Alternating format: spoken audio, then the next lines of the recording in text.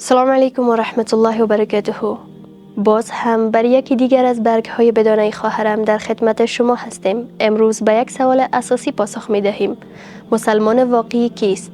اسلام تنها به زبان آوردن شهادتین نیست، بلکه به قلب، زبان و عمل وابسته است. الله متعال در سوره حجرات آیت 14 می فرماید: بادیان نشینان گفتند ایمان آورده ایم.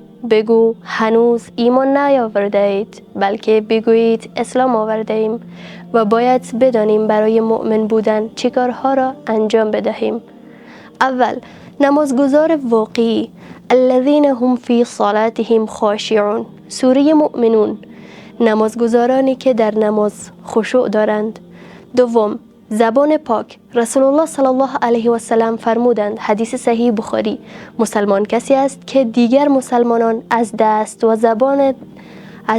و زبان او در امان باشند، یعنی اصلا اهل توهین نباشد. سوم، امانتدار و راستگو. پیامبر صلی الله علیه و سلم فرمودند، حدیث مسند احمد: کسی که امانتدار نیست ایمان ندارد. چهارم، پرهیز از ریا و نفاق. این المنافقین فی الدرک الاسفل من النار. سوره نساء آیت 145. و حضرت ابوبکر رضی الله عنه پیشتاز در صداقت و ایثار. حضرت عمر خطاب عدالت در حکومت و خشیت از خدا. صحابه‌ای که نصف مالش را برای اسلام داد، یا آن که با قلب خالص در راه خدا جان داد.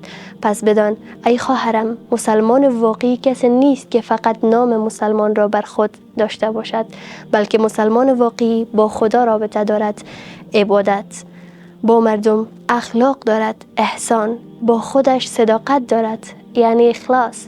بیایید از همین امروز خود را با معیار قرآن و سنت بسنجیم و به سوی مسلمان واقعی شدن گام برداریم.